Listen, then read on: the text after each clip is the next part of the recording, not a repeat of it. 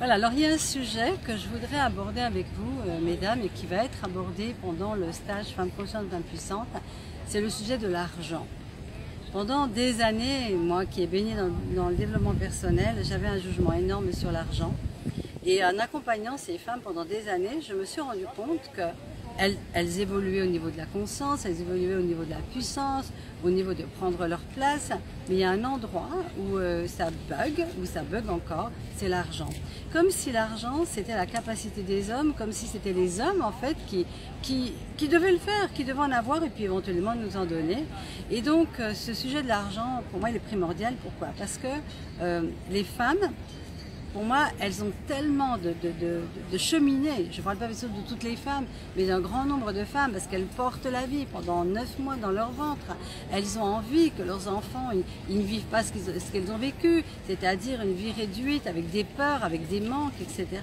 Et en fait, quand on commence à découvrir que l'argent, c'est une énergie, que l'argent c'est pas sale comme on le dit, ou ça peut peut-être l'être, que l'argent c'est pas l'argent qui va pourrir le monde, ça peut pourrir le monde, mais que l'argent en fait c'est juste un ami neutre, mais qui va avoir des répercussions en fonction de comment on l'utilise et qu'est-ce qu'on veut faire avec. Et moi je vous pose une question, comment vous voulez changer votre vie?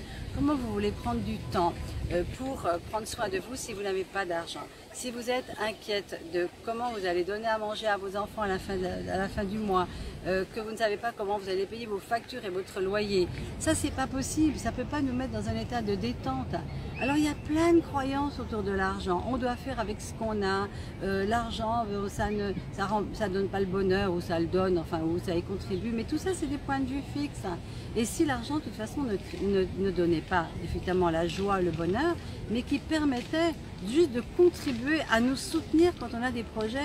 Et combien j'ai vu des femmes incroyables qui avaient des projets pour changer les choses dans ce monde, ne serait-ce que même pour se mettre dans la politique.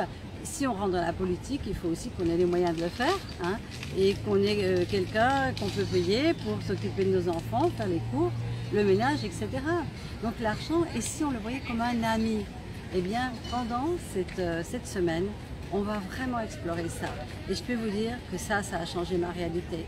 Parce qu'aujourd'hui, je peux vous parler comme ça et je peux prendre la liberté de faire beaucoup de choses que je n'osais pas faire avant parce que j'ai accueilli l'argent comme une possibilité. Je ne cours pas après l'argent.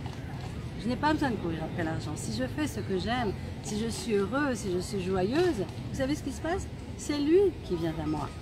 Et alors, s'il vient à moi, pourquoi il ne viendrait pas à toutes les autres femmes? Mais il vient à tout le monde. En fait, l'abondance, contrairement à ce qu'on nous dit aussi, elle est permanente dans ce monde, il y en a partout, partout, partout. Qu'est-ce qui nous empêche de la recevoir, de la capter, de la percevoir? C'est parce que nous sommes blindés de points de vue. Et que même si l'abondance, elle arrive à nous, la porte est fermée. Alors l'invitation, dans ce stage aussi, ça va être d'ouvrir la porte et de accueillir, accueillir, accueillir et regarder tous les points de vue, tout ce que ça nous fait, la culpabilité, les jugements, etc. Parce que ce sont les jugements qui nous ont réduits depuis toujours. Donc l'invitation aussi, c'est d'aller regarder tous ces jugements, les auto-jugements, les jugements sur les autres, mais aussi les jugements que nous recevons déjà, rien que par le fait que nous commençons à changer, que nous ne voulons plus faire ce que nous faisions avant et que nous croyons réellement à un monde où il y a d'autres possibilités.